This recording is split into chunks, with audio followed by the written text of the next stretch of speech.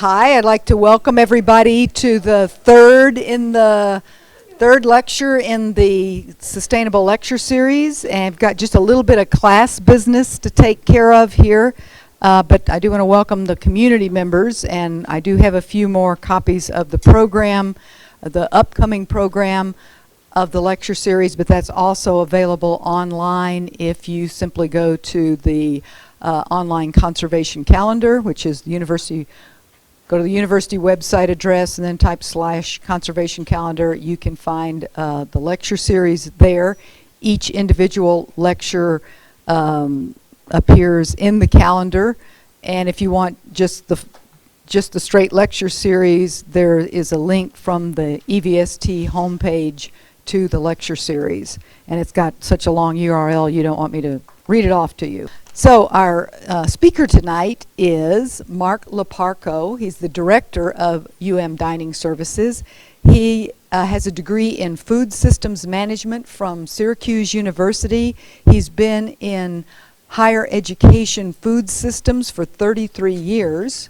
Here at U of M, he has served on the recycling committee and is currently serving on the Sustainable Campus Committee. He received one of the first Greening UM awards that was awarded by the university in recognition of outstanding efforts to make UM greener and more sustainable. And I think I'll just turn it over to him because I know he's a very entertaining speaker and I don't want to take any more of his time.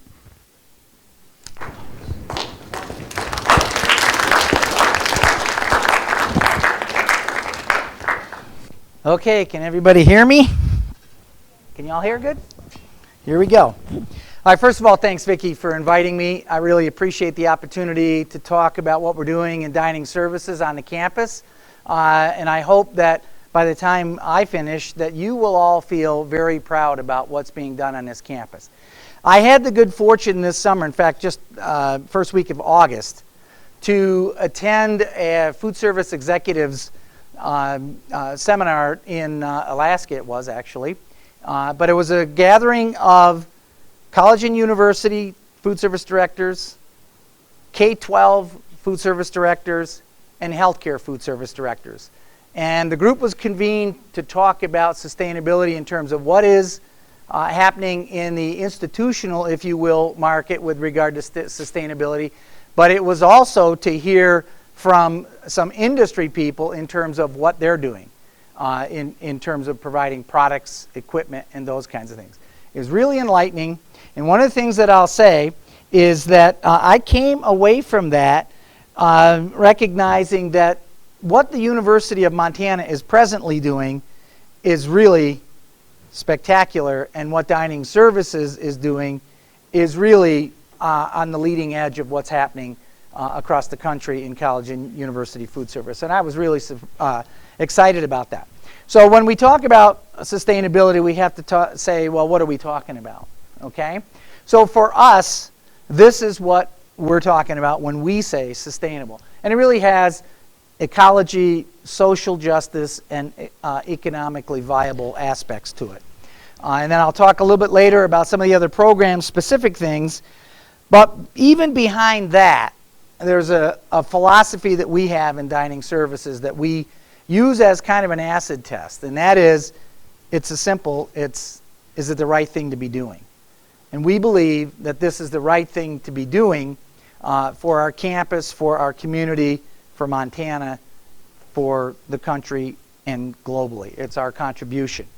So keep these, as you see what we've done and where we're moving, keep these our foundation in terms of where our roots are. So here's some guiding principles.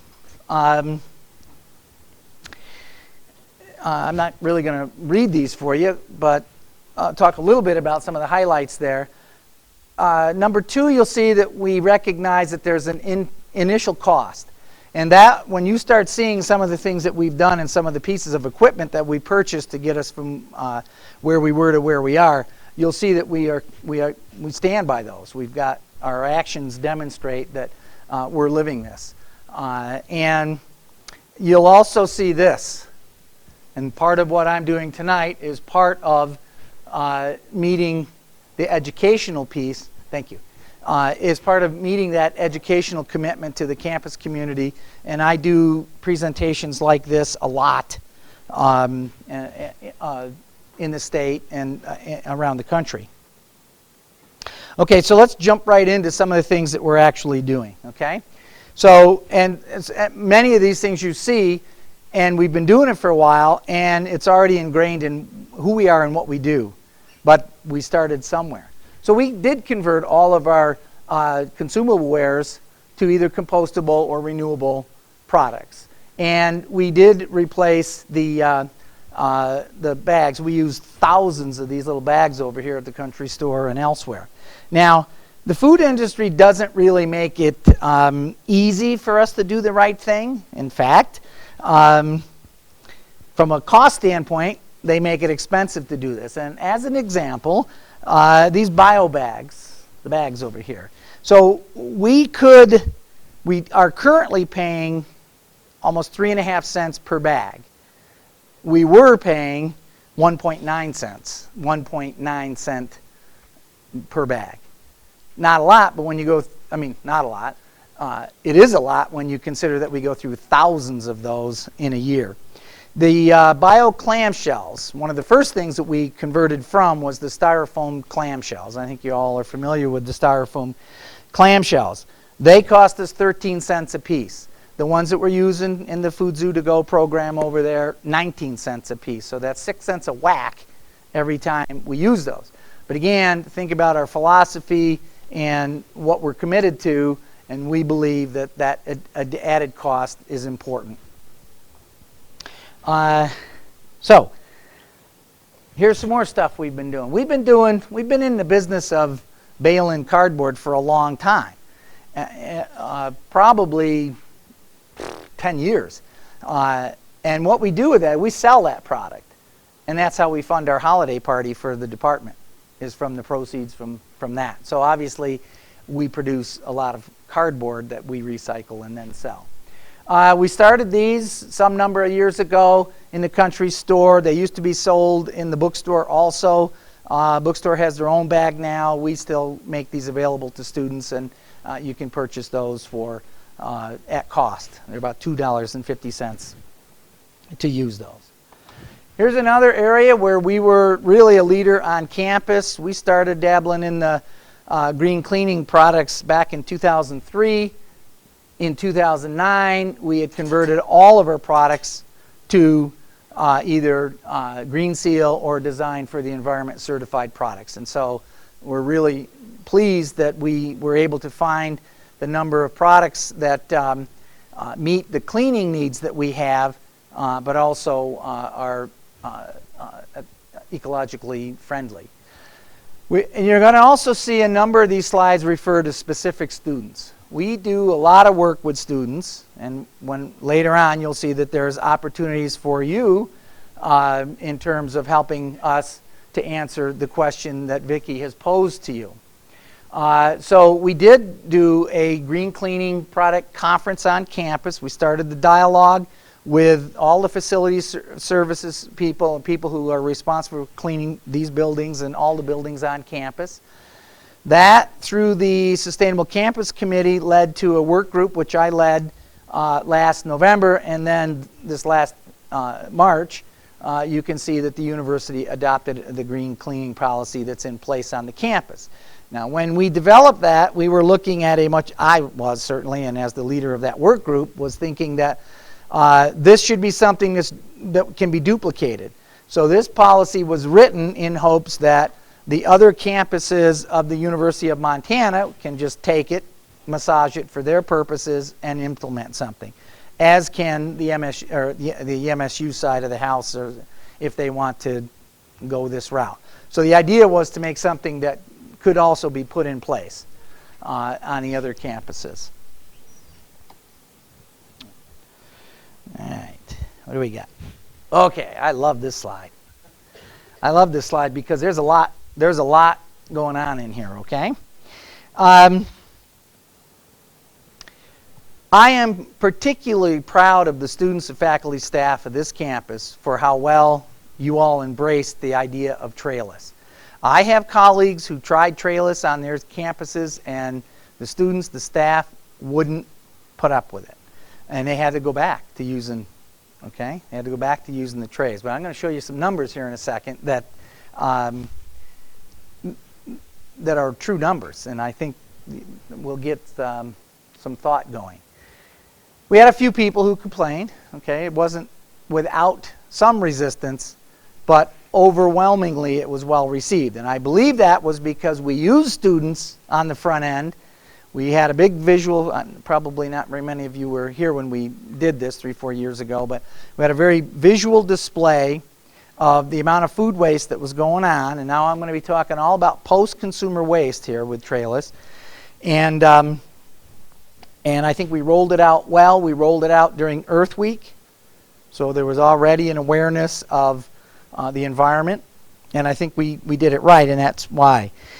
But who can tell us how much post-consumer food waste we used to produce in a week at the Food Zoo? Who wants to take a guess? So how much waste from the use of trays and food waste, post-consumer? 10 tons? Not that high, but look at this. Okay? 3,148 pounds a week. Now, who wants to take a guess at what that was reduced to after going trayless?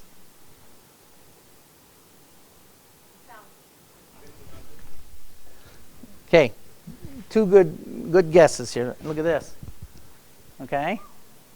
And so, there, a 62% reduction. Now think about that. 62% reduction in food waste in the Food Zoo just by eliminating trays. Okay? Now, what ripple effect, okay? Less food taken, more food eaten, less food wasted, fewer cleaning chemicals, less water used, okay? Less landfill produced product, and ultimately less food purchased, which means fewer food miles, which means, so it seemingly is, a fairly no big deal kind of a decision. Huge impact. And that's to credit to students and the faculty and staff on this campus, because it was embraced. So, okay, here's another one. We have very strict leftover policies in terms of how we use our leftovers, and in terms of maintaining food quality. And then we get to a point where we can't use food. And so if we have overproduced or leftover food, it goes to the food bank. We provide about 25,000 meals a year to the food circle. Products that go back to the Missoula Food Circle. Now, I'm not saying that we overproduce food to send food to the food circle, but I'm saying if you look at things like Go Day, where we have some number of pizzas ordered, we expect some number of freshmen on the oval, and so we have to be prepared to feed 1,500 students. And, something happens like a little glitch in timing, and instead of finishing at noon, they finish at 12:30, and there's a significant drop-off. Now we've got some fairly large number of pizzas prepared, and we're not. So we do have a policy regarding how we handle that, but there were about 25 sheet pizzas that went to the food circle. And I know that they really appreciate that food. All right, now we move on to this one. This is one of the flagship programs in our sustainable business practices portfolio. Many of you have heard about this thing, but I really have to say that we're really proud of this program. It is recognized in the country as one of the premier college to university food service, college and university farm to college programs. And it goes back to 2003 when the 4 students there, all EVST students, helped us put together that first Montana Mornings, which was, it was just a breakfast that we did over in the food court. But it was so popular, we ran out of food, and we had to buy more food, and we did a survey. They did a survey. That's one of the things that I wanted to do as part of that project. And students, everybody that ate, said they would definitely be willing to pay more for local food, which signaled to me that there is potentially economic viability in spending more for local food. So that was a very important event. It came from a casual conversation with Neva Hassanen after one of our recycling oversight committee meetings. She just happened to ask, she said, what do you think about local food? And of course, I've been a local food.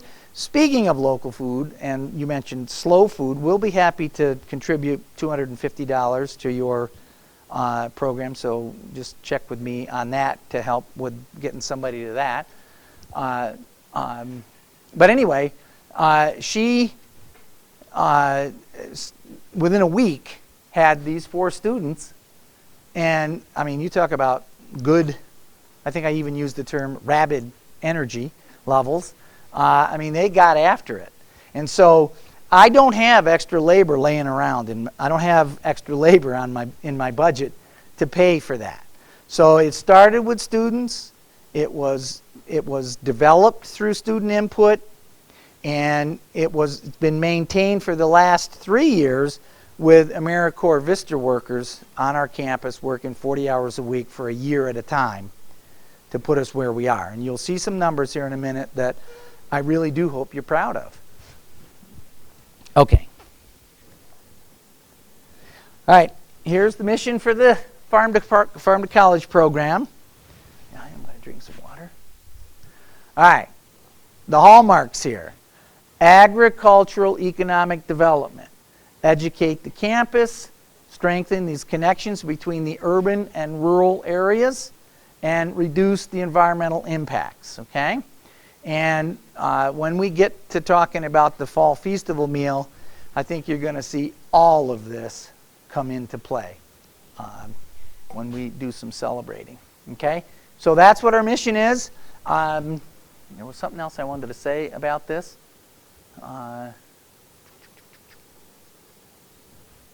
It's gone from my brain right now. Okay, so here is what we use for purchasing guidelines, or how somebody qualifies to for our Farm to College program. Now, when we say Farm to College now, we mean Montana produced, grown, raised, harvested, okay, or unique to Montana. And so in that first category, things like huckleberries, morels, Daly's bacon is unique to the state. It's got a national name, but the pork isn't necessarily raised in Montana. And the second here, processed or manufactured, we got Wheat Montana, Pasta Montana, Redneck sausage. And then in the third category, companies like Cream of the West, Montana Gold, the dairy that we do business with, U.S. omega-3 food products would be examples of those foods. All right, our strategies in terms of how we approach this. In Montana, we said, okay, where are the big fish here? Where can we start and make a big impact? Well, wheat, oil, and beef. So we do business with both Wheat Montana, and we buy Montana flours for our bakery, our on-campus bakery. Oil, there's a bit of a story there. And when do I have to be done talking? Just. Oh, good. All right, oil. Now, oil is a nice one to talk about for a second. We bought safflower oil from Culberson, Montana. Okay. I have a registered dietitian on staff, and she says safflower. Okay, so what do we know? We know that students are going to eat fried food, right? We know that, okay? So it's incumbent on us to fry in the best quality frying oil that we can fry in, because we do have your health as our primary concern. So we fry in we do everything with safflower oil, and we're able to source our oil from one company in Montana, Montola up in Culbertson. Now, you got to look at that and say, yeah, but isn't safflower oil expensive to fry in? Yes, it is. And as a matter of fact, it's about twice as expensive as some other oils that, you know, trans fat laden and other unhealthful hydrogenated oils in there. So we have to make a decision. Is it worth, for the health of our guests, frying in something that costs twice as much as it might otherwise cost? Because believe it or not, for our food service, lowest price is not always that's not what we're about. Okay, we don't buy the cheapest stuff out there that we can and say, okay, it's all about the cost. Now we still have the responsibility to manage the cost of a meal plan, which we do. In the Farm to College, and you'll see the numbers here shortly, some things cost more and other things cost less. So oil was an interesting story, but ultimately we decided we're going to go with safflower oil. We can use it for everything. We have one oil, safflower oil. We use it for everything. We use it for salad dressings. We use it for everything that we do, frying. And it's, according to our dietitian, one of the best oils that you can use. Beef. You would think in Montana that beef would not be a problem. But beef, as it turns out, has been one of the hardest things that we have found to source reliably in this state. We've gone through 4 or 5 now different companies trying to find a reliable source for local beef from within the state. And finally, I think is it coming up next? Yeah. We'll get to it in a minute. Okay, but anyway, I'm going to tell you in just a second how we hope we've solved this problem. Okay, the other thing that we, in these strategies, where do we start? How do we get from where we needed to be? Well, we wanted to determine and source commodities that are the closest, getting back to the food miles thing, and then take advantage of seasonality. So what we have done is become fairly sophisticated about taking advantage of seasonality, which means that, well, this was a terrible year for say cantaloupe, Dixon melons. We usually buy, I guess it's 700, no, we usually buy 3 pallets, and we only got 1 pallet this year. So it was a terrible year for Dixon melons, and they were small. The hail beat them up. But anyway, we would buy products, so we have a chance to buy, say, raspberries. We'll buy raspberries and make a puree and then freeze them. And melons, we made a melon, I guess for lack of a better word, puree, and then froze that so that we can use that in recipes throughout the year. So, but the idea is to source food closest to here. And then take advantage of seasonality. Obviously, in Montana, and this is one of the reasons why our program is so successful. We're in Montana, folks, and the growing season is not that long. But when you see what percentage of food we're purchasing, it's really impressive. I hope you find it impressive. And then the whole goal has been to get to building local foods into our daily menus. So we started with Montana Mornings, then we started doing special events, then we started building products into our menus, and then we started sourcing them, and now we have a fairly sophisticated purchasing process where when our staff that order food go into order, our order guides source Montana products first and then something else second. beef. Back to the beef. Here's the beef. We're really happy about this. I would dance for you. I'm so happy, but I can't. I got 2 left feet. Yellowstone grass-fed beef. We just did the deal with these guys. We're sourcing all of our beef this fall from this company. And that's really, when you see the numbers, this is going to change our numbers fairly significantly in a very positive way. This is great product.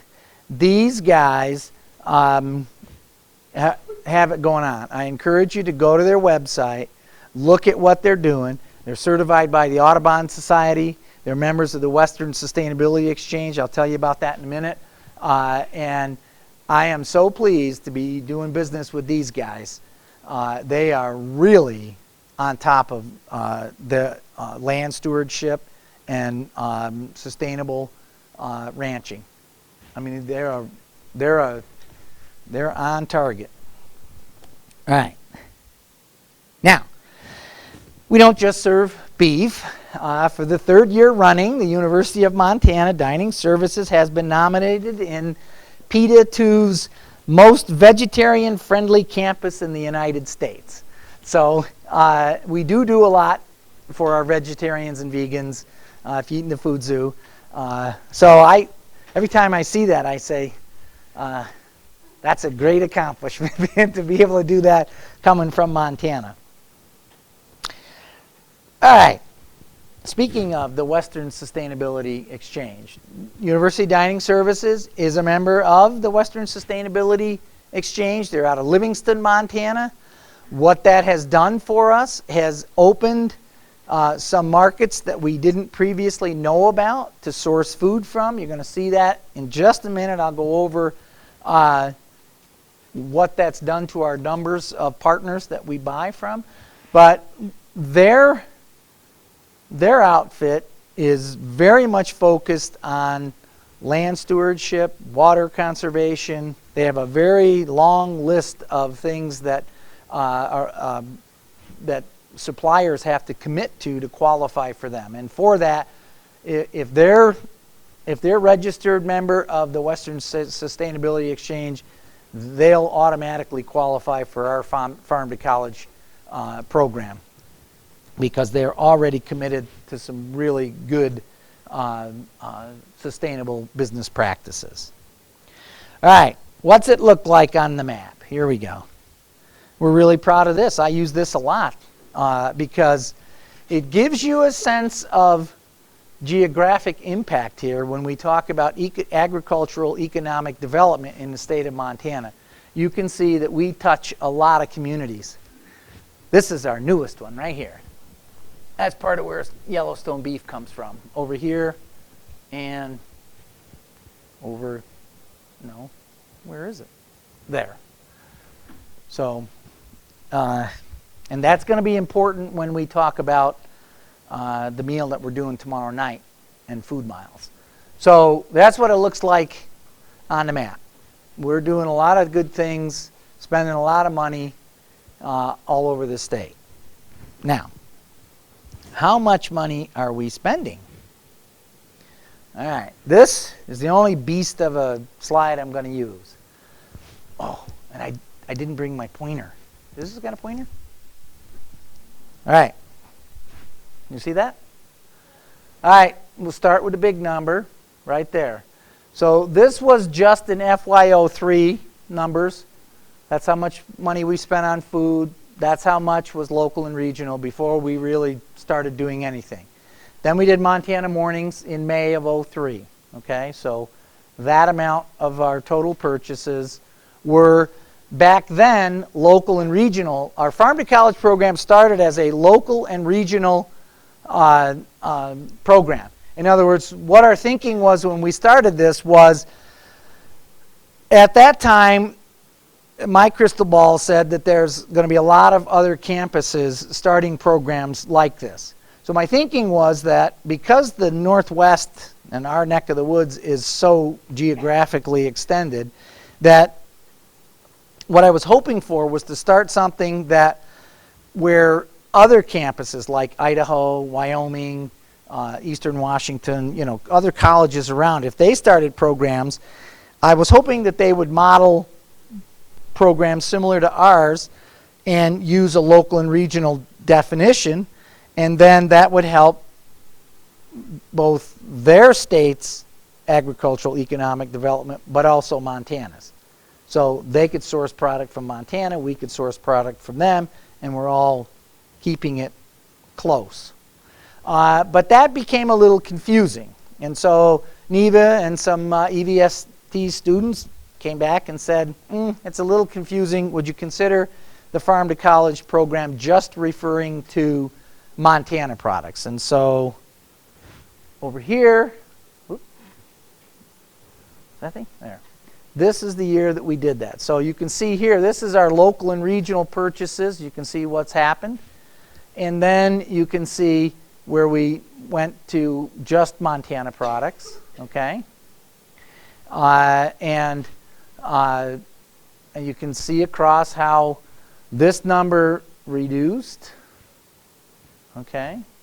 And these numbers increased as we were buying more and more and more from Montana producers. So the other numbers that are really important is this one. Look at this. Okay? That's just Farm to College partners. We're buying from now 63 Montana companies, producers, which again I think is pretty important. And then these numbers. Even in Montana, we're spending 20% of, a food budget of this on local and regional products. So we think that we spend about $500,000 a year in Montana on food, and that's the tale of the tapes there. All right. Now, we talked earlier, a part of our philosophy and our business model is to be highly visible on campus with things that we're doing and engage our student guests in education. So here's some things that we have done and continue to do. March is typically known as National Nutrition Month. And on our campus, our program, which deviates from that fairly significantly, we focus on food literacy. And so we do things, our registered dietitian, that's her baby. She has the month of March, where she does a number of things. These are some things that we've done. We had the film festival. We'll probably do that again, where we screen some fairly thought-provocative films and try to get folks involved. We do a meatless meal in the food zoo where everything is vegetarian, usually, and that's pretty popular. But the goal of this is to increase student knowledge of food systems and food sources so that you can make informed decisions that are consistent with your personal philosophies of how you want to eat, what you want to eat, and where you want to source the food that you eat. We also did this. One of the projects for our AmeriCorps Vista workers has been to lead these discussions. So for the last 2 years, we have hosted these 6-week courses. They're designed, for the most part, to just encourage dialogue between students, my staff, my culinary staff, my management staff, so that we can find out what students are thinking about food and what they're thinking about sustainability and sustainable living in general, so that we use that as a forum to gather information and to have you ask us questions like, what could we be doing to be more green? For the most part, they're successful, but we've exhausted our ability to have a Vista worker associated with our Farm to College program. So what that means is that there's going to be an opportunity, when I talk later about some employment opportunities, there'll be opportunity for students because we've got a big gap to fill with that. Okay, so here's another thing that we've done, and again you'll see some more students that we've worked with, Jesse Davey and Erica Bloom. This has a couple of motivations behind it as to why we did this. Part of it was, obviously, a Grizzly basketball game is a high-profile community event. So we wanted to draw attention to what we're doing on campus. We wanted to raise awareness in the community with regard to that. But we also wanted to introduce the concept of sustainability to athletics. And so there's a lot of reasons for us to do this. It's now an annual event. We do it every year. And we hope that it's achieving its goal and think that it is. See that Grizz Dogs down there? That's an interesting, so one of the things, obviously, when you do concessions, you go through a lot of hot dogs. And what happened here was we needed to define a hot dog that was local in order for that to be part of a green game. So we worked with the folks, what's the name I'm trying to come up with? Redneck Sausages out of Lincoln. And we now have a signature dog that is made only for us, the University of Montana. And it's now something that we sell at the stadium and in the Adams Center. And for any of you, hopefully all of you, that took part in Welcome Feast, that's the dog that we serve there. And it's not like a regular hot dog. It's a good hot dog. It's got very good products, and it's got very good, it's not a slurry thing that's stuffed in a tube. It's actually got some mouthfeel to it and a flavor profile.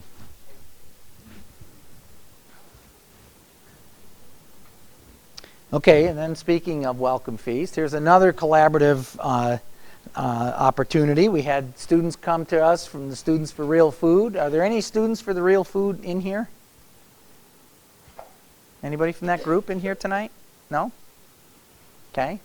You guys need to get with that program. They came to us and talked about greening this. This is a major campus event. And they came and talked with us about greening that event, which of course we're always welcome to ideas from students and generally very responsive when we're asked to move in a different direction or in a given direction. So this meal is predominantly local foods. It's eco-friendly in terms of the serviceware that's provided. And the big thing, we used to have thousands of bottled water that was used, which meant a lot of individual service water. And now that's eliminated and we go with the bulk water. There's still Coke products that are served there, but that is a different story. Okay, Energy Star. So campus policy is that all equipment, if it's electric, it has to be Energy Star. So that's kind of a given. However, in the food business, the equipment that we use in a lot of cases is hardly Energy Star. However, if we go to fishnick.com, we are able to source the most energy efficient equipment that's out there. And the reason that fishnick.com came into being is because California has very strict energy efficiency requirements. So that's a source for us to look at what's out there in equipment land. And that's the Food Service Technology Center, and we use that resource extensively. Another thing here regarding energy conservation, we've been on the journey with incandescent lights, and then fluorescent lights, and then the CFL fluorescent lights. And we haven't even been able to convert all of our fluorescents to CFL, and now they're talking LED. So, but that's a journey that we're going to continue on. Okay. So another piece of equipment here, these babies, these earth tubs. So again, we were one of the first in the West to purchase these. This was a joint effort between us and the Department of Environmental Quality. And the goal was that we did buy them, and they assisted us financially in the purchase of those. And we were going to use them, and did initially use them for learning on campus.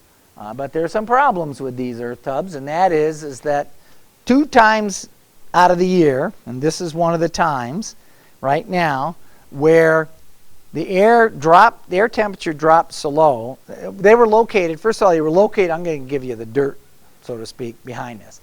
They were located behind the Lamison Center, 2 of these babies. And we loaded them with stuff from the kitchen and post-consumer waste. Well, 2 times out of the year, and this is one of those times, where the air temperature cools really cool at night, and then when the sun comes over the mountain at about 8, 9, it heats the back of that building up. Well, when that happened, there's a smell associated with these, and it would go up the south end of the building and into the air intake valve and throughout the offices on the 2nd floor, making an unsavory work environment for some of the staff there. So 2 times out of the year we had a problem, but that was 2 times too many.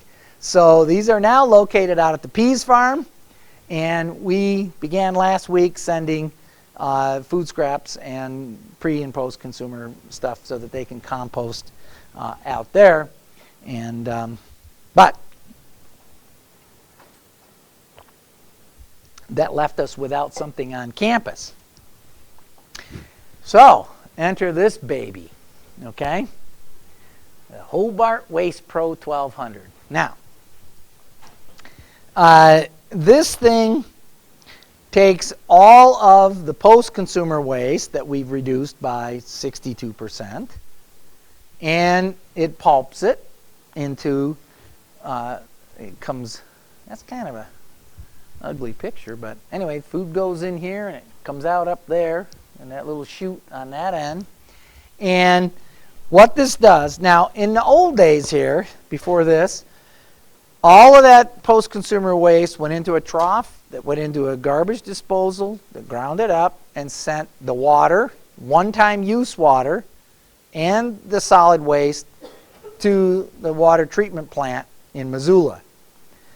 What this thing does is it takes all of that food waste into a water trough, into this, where it reduces the waste volume by 88%, okay? And what it then does is it recycles the gray water throughout the day. It's just recycling the same gray water, expresses the water out, pulps the product, puts it into the next slide that I'm going to show you. And so it reduces our water usage now by 66%. Okay? And then none of the solid waste goes to the waste treatment. So then we have this puppy, these puppies. These are the newest puppies. And I think you've probably read about them in the Kaiman last week, I think it was. So we bought 2 of these. Now these are the first 2 of these machines in the Northwest. Nobody has these out here. The only other college that I know of is Yale that has, I think, 2 of them. Okay, so these are just new. They're just installed. They're not fully operational. I just met today with some campus people in the Pease Farm about what are we going to do with the output from this. But what they do is they'll take 230 pounds of that pulp material I talked about, and they'll reduce that down in less than 24 hours to 30 to 40 pounds of stuff that's ready to go right into the soil.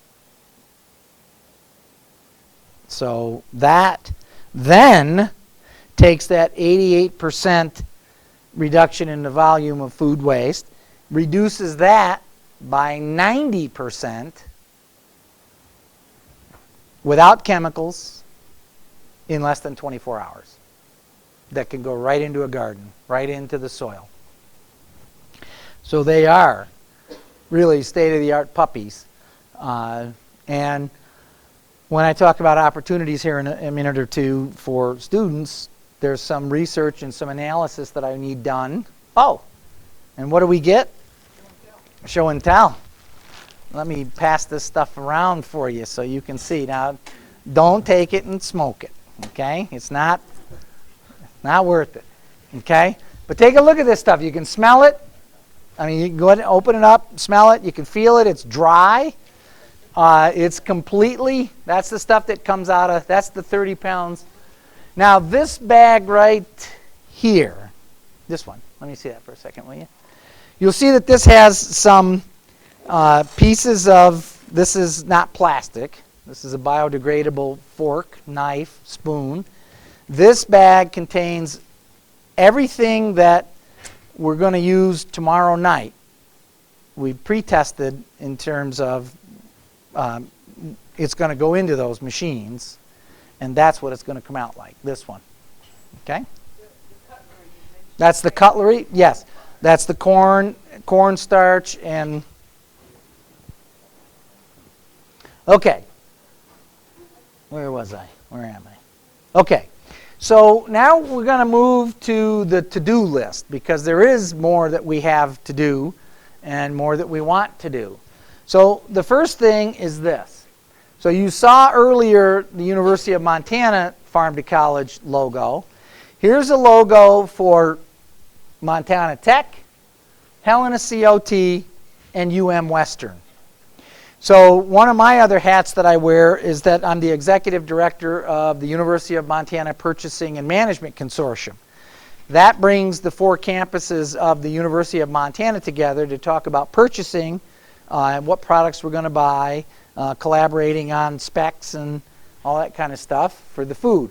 So one of the things that we're going to do is to get this message out across the state in a much larger capacity, is we at the Missoula campus are going to do this marketing material and have it be available. We have a brochure that's available for use on all 4 campuses that's going to tell the story of the Farm to College program. So that's something that we're working on now.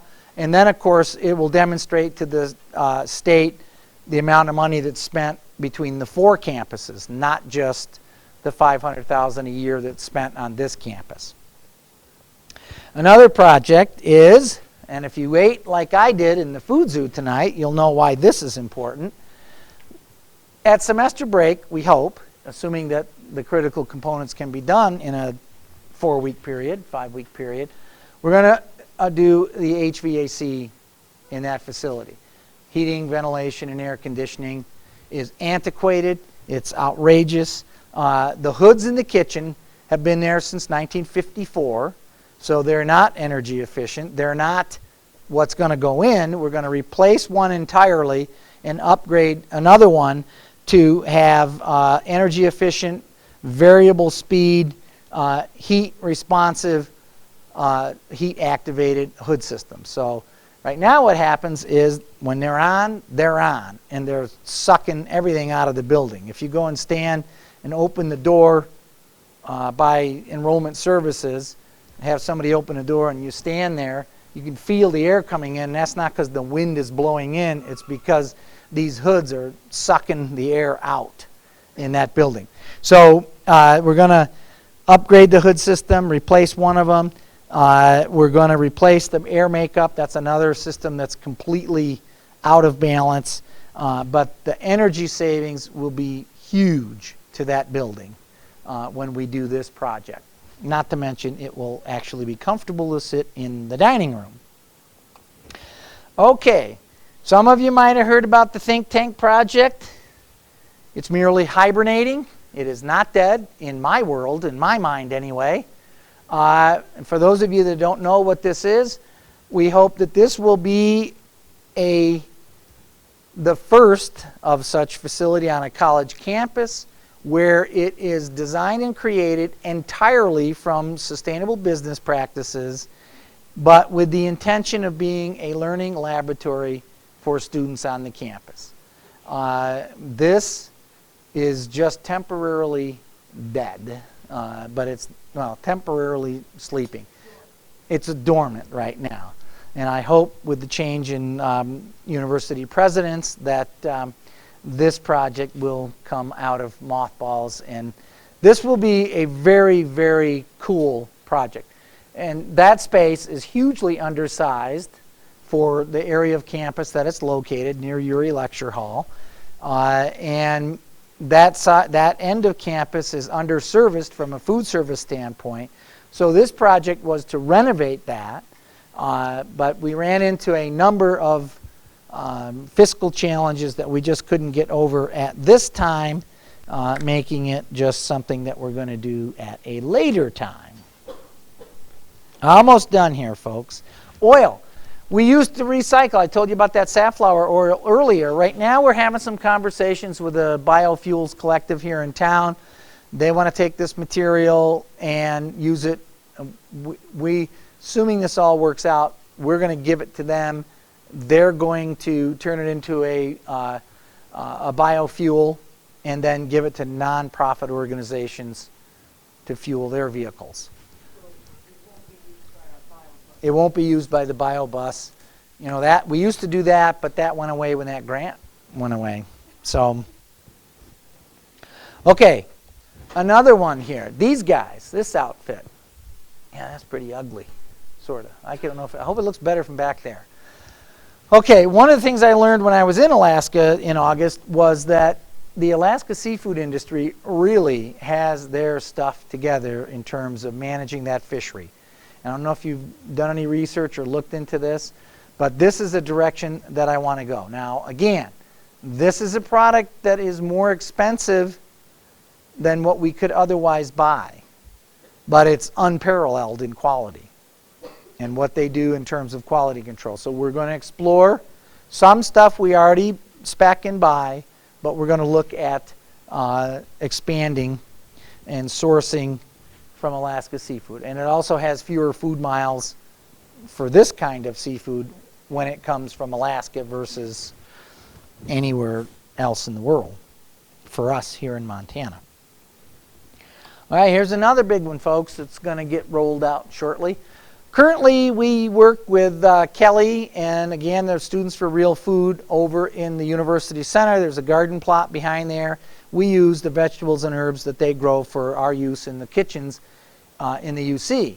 This, I think you're all familiar with that space. Does everybody know where this space right here is located? Right there?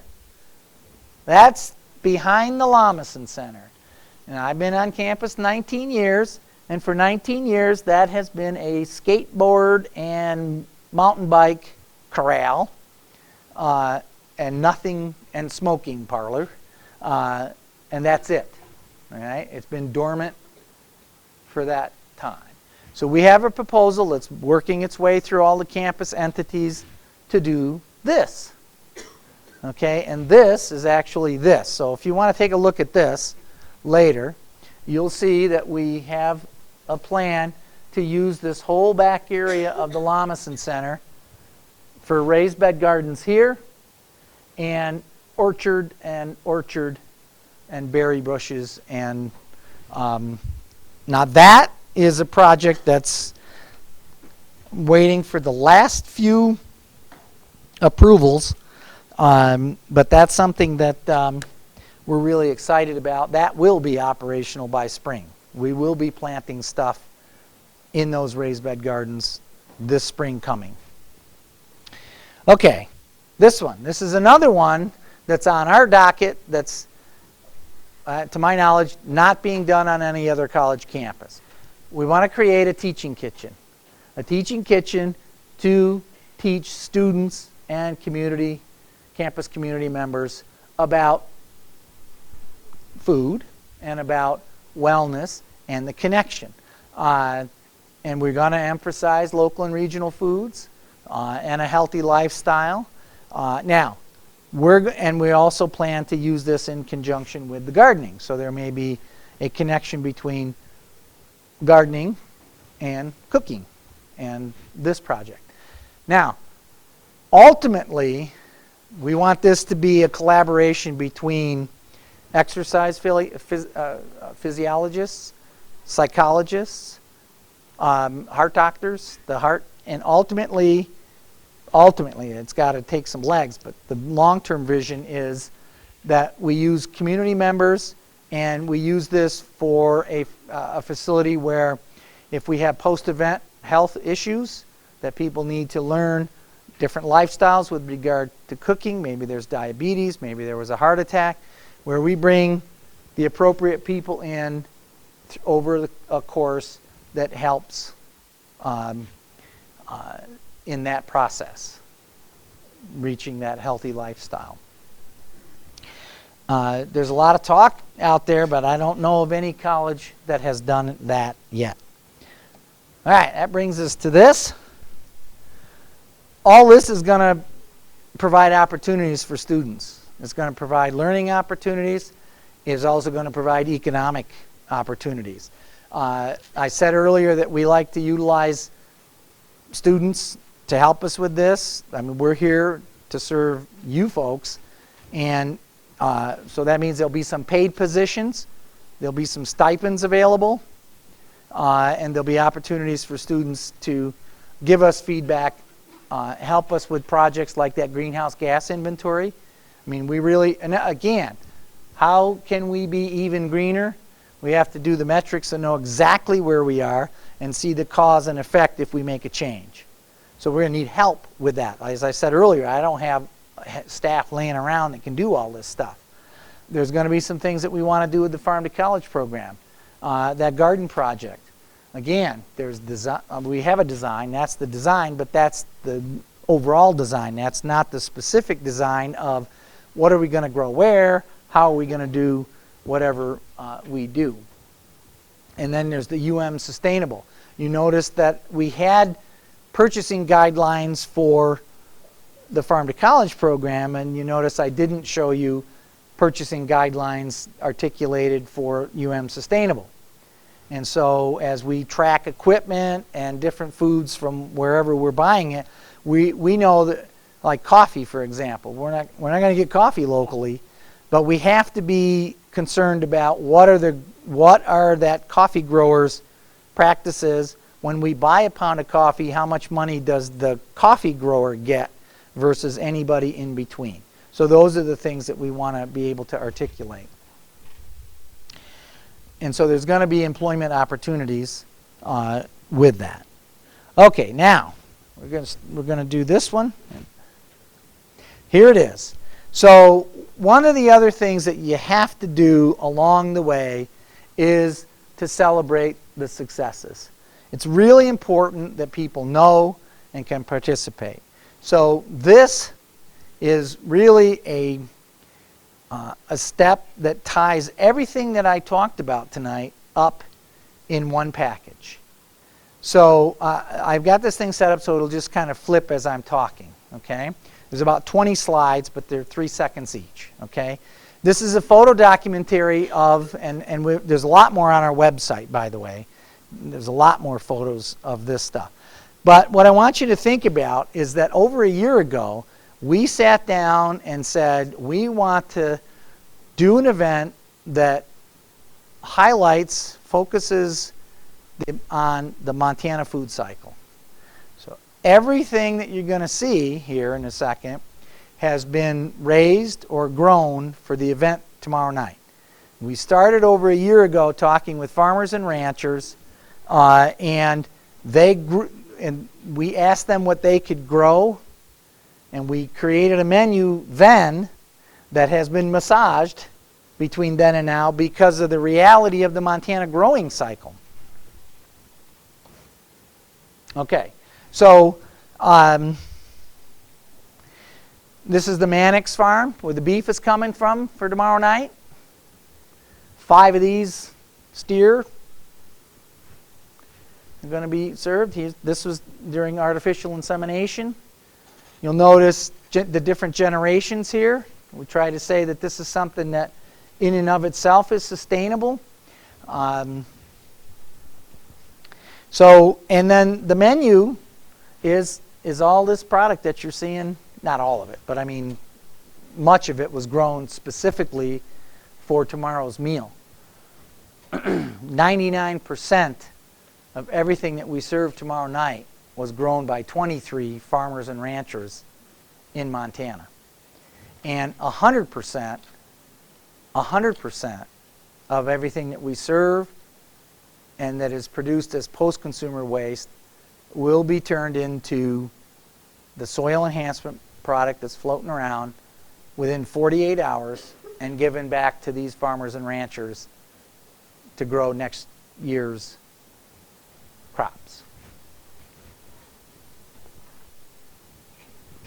So how much do you think each one is going to get? No, it's, well, 40 pounds of this product is about a cube of peat moss.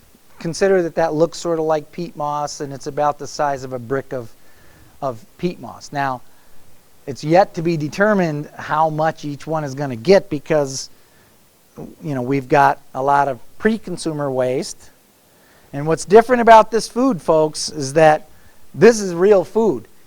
The 1,200 chickens that are involved tomorrow night, it's not Tyson chicken where you call up and get, 1,200 servings of chicken breast.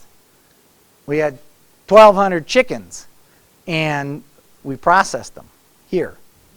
Well, no, the mobile processing unit actually did the slaughter and the work at the farm, but they came to us as whole chickens. Okay, the beef we bought 5 steer. That's very different than buying 400 pounds of steak for a meal. So we didn't buy value added, we value added it. Okay? This food is going to taste delicious tomorrow. You're going to taste the difference between these products, and standard commodity products. So anyway, and so here it is. This is it. This is the way, one of our partners, the Western Montana Food Growers Co-op. Okay. And with that, I'll entertain questions. Yes. I volunteered for the UM Advocates, the student educator tours on campus and Yes. stuff. And I went to an orientation conference last semester, and there was a presentation done by, I believe it was Oregon State University, or it was U of O. I think it was Oregon State. But they did a presentation about how they greened their welcome feast, their version of our welcome feast. Mm-hmm. And I was just curious if you've seen it, because they, serving some odd thousand kids, in that one day went to just 2 trash bags of waste, their whole welcome feast. And one thing that I thought that was interesting that they did is they turned the whole thing into finger food, so that they stopped using silverware completely, therefore decreased, washing silverware and all that. And I was just wondering if you guys have heard of their efforts, or if you're considering doing anything of that. No, but our event is down to 1 plate, and everything is finger food on that. We don't have silverware out there. We could, I suppose we could go further and would certainly welcome any kind of input. I haven't seen what they're doing. I feel pretty confident saying the event that no college and university in the country has done in a meal like what's going to happen tomorrow night anywhere, and be able to turn that around in 48 hours to soil. I mean, I don't think you can get a whole lot greener than that. All the food miles, I think 200 miles is the farthest the chicken came from Great Falls. And is that about 200 miles from here? So that's the furthest that the food is traveling, that has traveled for the most part for this meal. It's a very low impact meal tomorrow. Those nice shiny machines that are producing the compost in a short period of time, they must consume some electrical power to do that. I was wondering how much. And I don't have the answer to that. That's one of the research projects that I want some students to do, because there's a lot for us to look at in terms of, they are very highly energy efficient. They're very well insulated, and the output in terms of liquid is, for 230 pounds, it's really only a couple of cups of water. But in terms of the electrical use, I don't have the analysis for that. And that's something that I want to do, because our other option here is, those earth tubs are sitting out at the Pease farm. And is it more cost effective to truck that stuff from campus out to there and compost it there versus do this? I have, at least based on the literature from them, I have reason to believe, but it's just I don't have the definitive research to support that. But I believe we'd be hard pressed to do it more energy efficient any other way, because it's just not going anywhere. So, oh, good. Oh, yeah. Thank you. Right here first. And Yeah, that's pretty incredible, those machines. But I was just wondering if you had any information on the actual fertility of that compared to long term. Yeah, another good question. Like I said, earlier today I met with a number of campus people and the folks from the Pease Farm. And the first question that they had, what's the nutrient analysis of this product? Okay, and so we're going to find that out. And again, that's I don't know whether EVST has. I don't know if there's a resource on campus to do that, or whether we're going to have to actually send the sample away. Okay, so that's what my preference is to get some folks that are, and find a source on campus. That's my preference, and get it.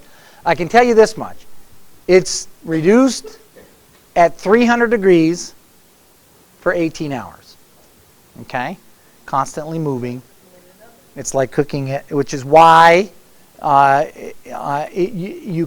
it's soil ready, and why we can use post-consumer waste because of that fact, that it's prepared at 300 degrees, so it kills any bacteria. So there's no bacteria in that stuff except what's reintroduced, unless it gets wet. And then hopefully that's because it's been used outdoors somewhere. So there are some questions that have to be asked with those, and we intend to ask those. But I didn't want to wait. This is one of those situations where my style is let's do this and get this in place and then answer some other questions later, because I don't think there's a downside. I'll be shocked if there is. I'm Molly Galusha, and I'm doing the Buttercup Market and campaign at the Old Freddy's. And I have lots of questions for you. Okay. So I'll run through as fast as I can. Storage, I assume that's one of your bigger problems of increasing more, is storage capacity for winter months. So with that, do you do any canning? I mean, and what is your freezer capacity? And have you thought of doing any kind of like a storage bank or an old root cellar, essentially? Yeah. That's one. I'd love to know what you do with the frozen melon. I mean, do you make it like into a sorbet or something? Also, then back to the composting. Let's do them one at a time. Let me answer, because I'm not going to be able to remember 5 questions. First question, we don't can. Yes, we do freeze.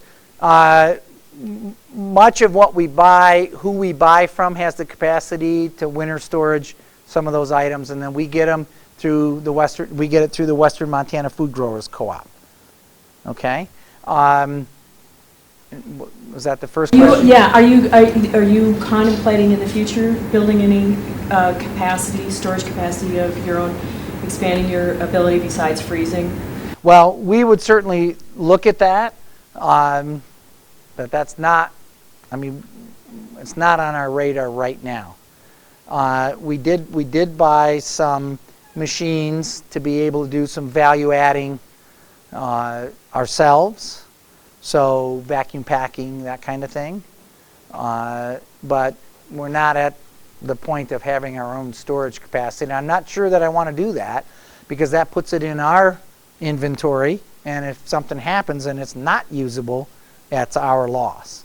So I would look at that really hard before we did that. The melons was, I think, the second. Yeah, melons. We use that product for sorbets and ice creams and sauces. Do you get lawn waste from, are you using any of the yard waste from U of M? Okay, is that because they're still using herbicides and pesticides? We don't need it. We produce enough. I mean, we got our hands full. We produce 180 pounds a day just in the food zoo for those machines. So, of input material. And it doesn't need any, the earth tubs need bulking agents. Okay, they need carbon and bigger stuff. These don't need anything. They take the input and you saw the output. And they're taking food and paper plates and things like that, napkins. So they are getting some bulky agents. Right. The earth tubs, we could only have up to 10% meat protein in there. These, we can have up to 40%. Can you buy out the back door? Is there any regulations that avoid, like if a farmer, a neighbor has a bushel of extra apples, can they come and say? Oh, yeah, no. We avoid that because we have to. We are a state agency, and we have to have you set up in order a person set up for us to do business with them, and that has to be our way. That was early on with the Farm to College program. One of the hardest things we had to do. We had to develop paperwork and everything to help educate the people that we were buying from in terms of how to sell. First, to a state agency, and second, wholesale versus retail. Because they're going to come to your back door and say, will you pay what I can sell this for at the farmer's market? Well, no, we won't. Because we buy wholesale, not retail. So, yeah. I first want to thank you for the presentation. Campus is very fortunate to have you as the food service director. I'm a food service professional, and I can tell you you have a very innovative program, on this campus. So I'm glad that I drove here 2 hours to be at this presentation tonight. Where are you from? Helena. Actually, I'm a new Montana resident, so I've been a Montana resident for about 3 weeks. An official Montana resident for about 3 weeks.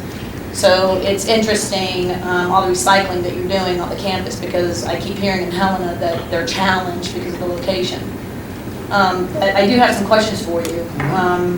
This compost that you're doing, and I know that you have a future to build a garden, so I would imagine that as you're amending your soil, you use the compost to amend the soil. But what would be the plans? Because at a point, you will have a tremendous amount of composted material. So what are the plans, what will your plans be to use all of this buildup of compost? Will you sell it, or will you just donate it out to the local farms as part of the cooperative? Well, I'd be lying if I didn't say that there was some part of me that wants to sell it, because I know we can sell it. I've had staff say, hey, can we buy this? But the truth of the matter is, facility services can use a ton of it. Kelly, the UC Gardner from the University Center, can use it, and the Peas Farm can use it. So I don't think we're going to have any problem getting rid of or putting into use the output. And it has crossed my mind to, put it in, bags and sell it at the country store. And, a student can use their meal plan money to buy, here you go, Mom. When I come home for spring break, put this in the garden. This is the last pennies of my meal plan money. So, yeah, well, it's some portion of that. Here's what I didn't eat of the meal plan. So. Another question for you. this Yellowstone beef, because Montana beef has come up in conversations I've had with those in Helena. And do you know where they're sending their beef for processing? Yep. So are they using the Temple processing method, the sustainable humane treatment for the slaughter of the cattle beef as well? I mean, Yeah. I don't think Montana They- has one, or there might be just one. I know that there's some farms that are sending out to Texas, all the way to Texas. The cattle travels to Texas, then comes back. And we wouldn't do that. We wouldn't want to do that. It's too many food miles. But I can tell you that the beef is processed in Columbus by a mom and pop facility over there that've been doing this. And I know that there's a high degree of confidence with how those animals are treated now. They may not be certified, whatever, but I do know that this is an outfit that's been doing it for a long time. So they go from the ranch to Columbus, and that's where they're processed. And then they come here. That food's got less than 500 food miles on it. The beef has less than 500 food miles. It's not sent out of state. It's not finished out of state. It's grass-fed in Montana through state-of-the-art ranching techniques that are done in an environmentally conscious way. You really want to check their website out. Now, a little bit about that. Guess what? That costs more money, folks. However, we are doing an experiment with this outfit in that we got a one-year deal. Their prices are fixed for a year for us. Now, we should make out better on that because the beef market is very volatile. Supply, demand, the prices jump up and down. We should, and that's why it's an experiment this first year, we should come out on the better end of that because our prices with them are fixed for a year. And if that works for them and works for us, we're going to look at a longer term agreement. So. I just have one more, I'm Yes. sorry.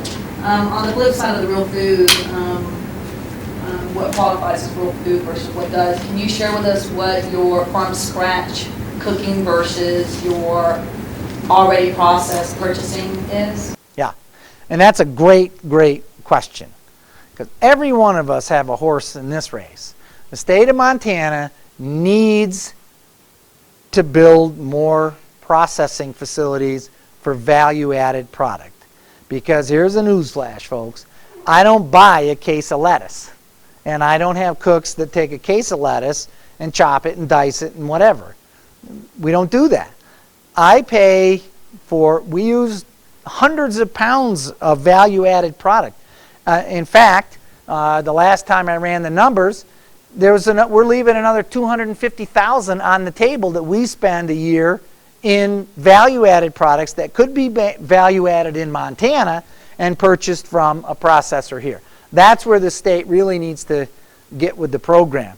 The incubators like they have up in Polson, not Polson, but Ronan, the Mission Mountain Food Enterprise Center. There needs to be more of those incubators and there needs to be more in-state value-added processing. Why? We could buy chicken breasts for, I'm going to just use some numbers, say $2 a pound, or we could buy chicken breast meat fajita slices at $6 a pound, coming from who knows where. I'd rather pay $6 a pound to somebody in Montana than somebody in wherever Tyson is located, okay? But what we don't have yet is the ability to do them ourselves, because that's part of why we bought we do have a meat julienne slicer, and we do have a vacuum packing machine, and we are moving in that direction. But I would rather collaborate with a producer and say, here, you take this equipment, and then you buy the product and sell us the end product. That works for them, works for us. They don't have the capital outlay. So, other questions? I was wondering if organic and non-GMO has any place in your definition of sustainable? I love the question. Well, non-GMO has a big place from my perspective. And I was the director at Syracuse, or associate director, at Syracuse University, did the research, and became the first university in the country to ban irradiated foods from use on our campus. And I'm not a fan of GMO, okay? Now, that opens a can of worms, that statement, that I'm not afraid to open. But because GMOs are in so many products that are products of products of products that are, sold as this.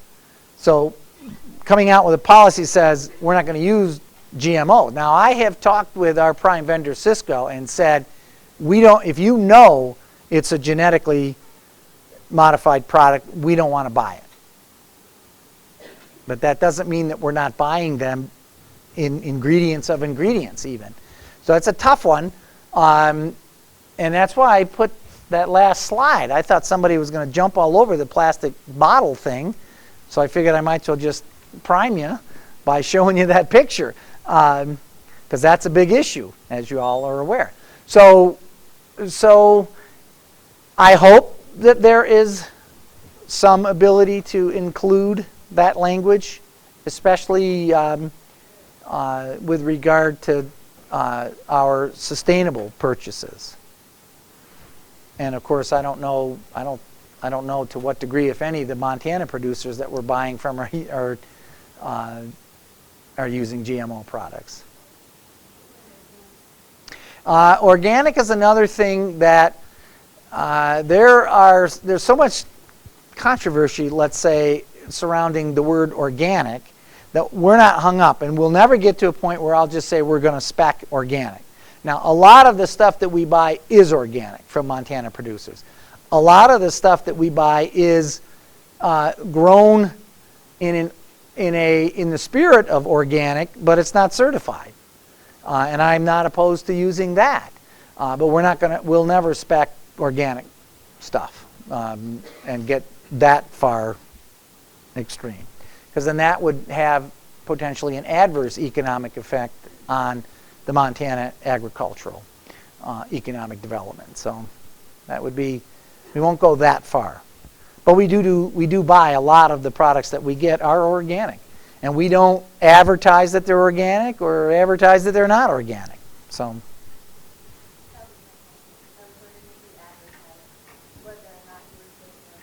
Yeah. Not very much. It's hard for us to do that, especially when we're buying through a food growers co-op. Some of that stuff is organic and some of it's not. But again, most of the people that we're doing business with, they're not using heavy pesticides. They're not using a lot of chemicals. They're just not doing that. Do we ask for verification? And no, we don't. For the same reason that I know some of the growers are growing product as healthy as it can be, it's not organically certified, because they can't afford to get organically certified. The cost of doing that is not necessarily cost effective for them, just to be able to say we're certified organic. So. Do you have a list of your suppliers that you are online? Yes, we have a list of our suppliers. The list of the suppliers for this event is on the web page. And then the list of suppliers. Yeah. Yeah. Do you want me to click that? Can I do that? Where's the mouse?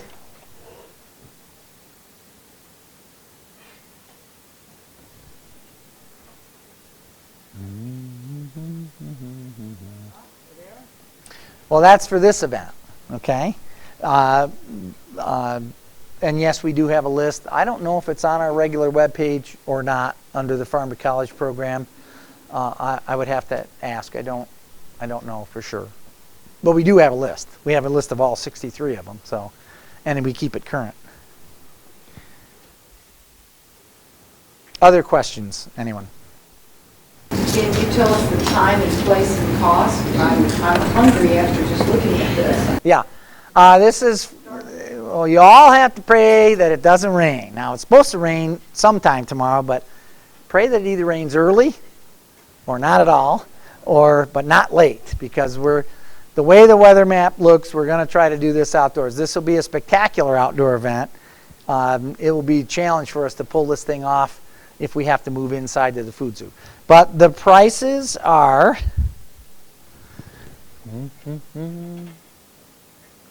$4:30, the time is 4:30 to, oh, what would I do? Where's my, how do I get to my, let's go right here. Fall Feastable. Here, I think it's right on the front page. There they are. Here we go. Right there's the prices. Mm-hmm. Are they up there? Yeah, right here.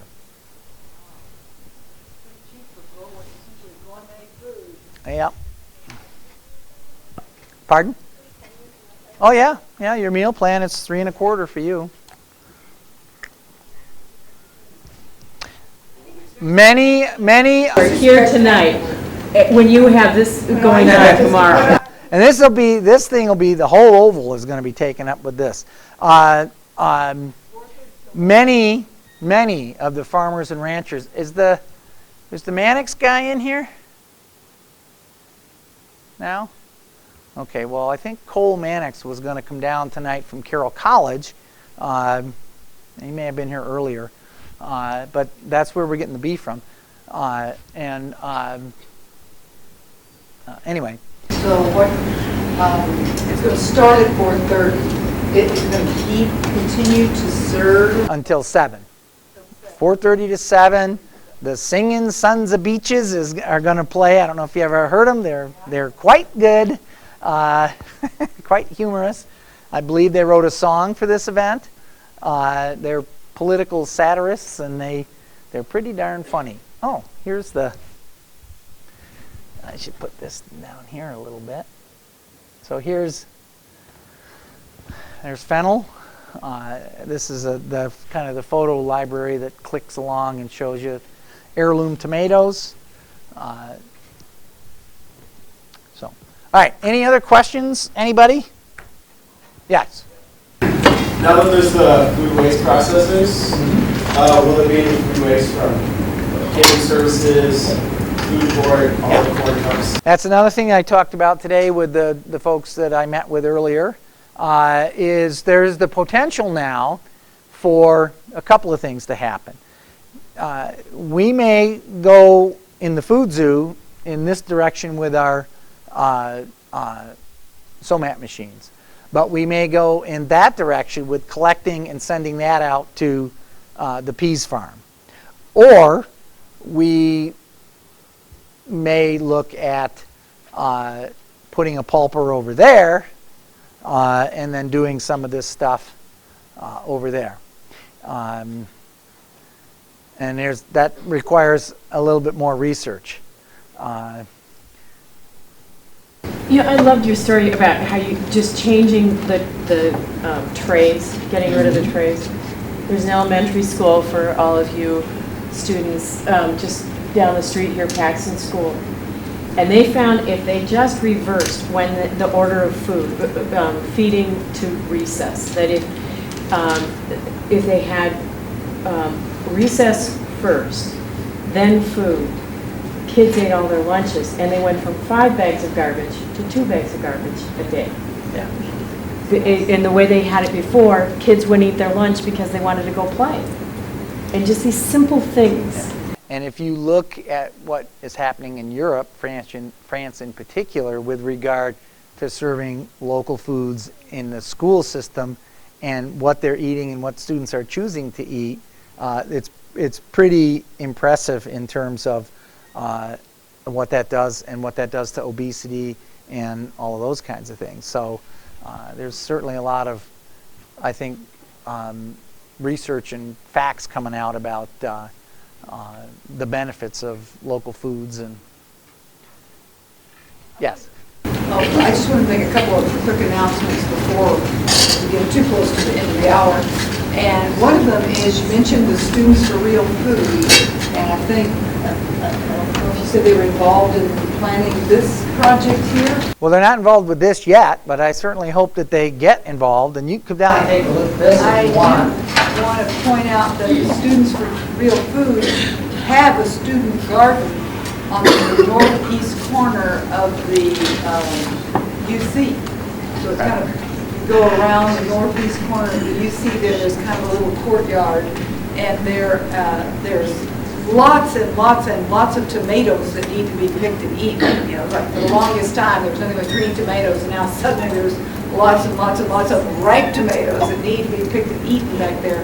There's also lots and lots and lots of dill that needs to be taken and used. And Kelly Chadwick kind of oversees that group, and she very much would like to get some more students involved in helping take care of that garden and plan the planting of it again each year. So there's that. I also, I noticed the showing the proposed raised bed garden down in that little sort of concrete area. You know, we have some places on campus where we still have soil, if you will, that we might think about having helping invest in that little garden area behind the UC, because there we have to on top of concrete, there's actual soil there. Kelly does have a big composting operation back there as well. Right. You can see that composting operation, but there could be some expansion of growing there. And certainly a lot of us remember old Mr. Prescott's garden, huge garden beside the Prescott House, and we all advocated strongly for preserving that garden, and that we would want to have that for teaching purposes. And now if we still have that garden, just think how valuable that would be. It's been turned into sort of I'm not quite sure what to call that area, just kind of a walk-through area on your way to the up the hill. But it seems to me that we've built whole buildings on campus. We could rethink that area and perhaps put some food gardens back into that area. And of course, we've always got the problem with deer. You protect any sort of food garden from deer. So that would be something that we have to be thought out there. But you're asking for how can we be even greener? Well, when we grow food on campus, let's identify really good places to grow it, or like starting from scratch, trying to build soil on top of concrete or something of that sort. And then the other suggestion I always make has to do with the soup served, it's I can't think of what that area is called. The food court. The food court. But the soup is, you see dining soup, isn't it? Soup there. And I just can't get myself to eat hot soup out of a plastic bowl. I don't happen to think that's healthy. So you used to be able to bring your own china cup or china bowl in and put your soup into it. But we're now told we can't do that, health department reasons. So I believe that it can be done over at the Food Zoo? Where's the place right beside the Food Zoo? Cascade Country Store, something like that. And I'm told that it's okay there because the server is serving it.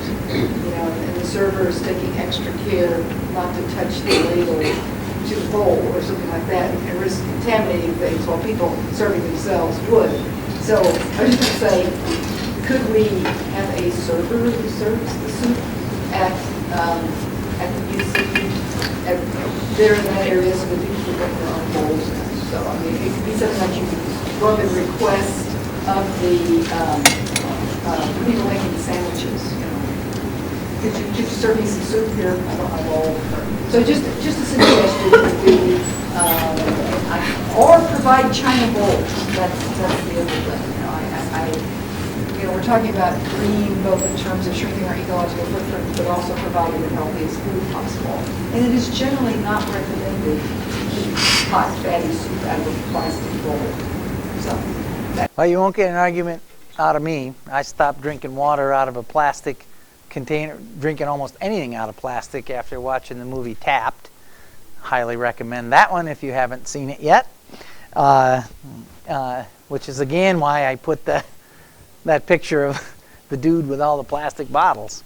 There are some challenges with that, but you just happened to say that, and in the audience is a person who has heard your suggestion and is the appropriate person to hear that, so we can have some additional conversations.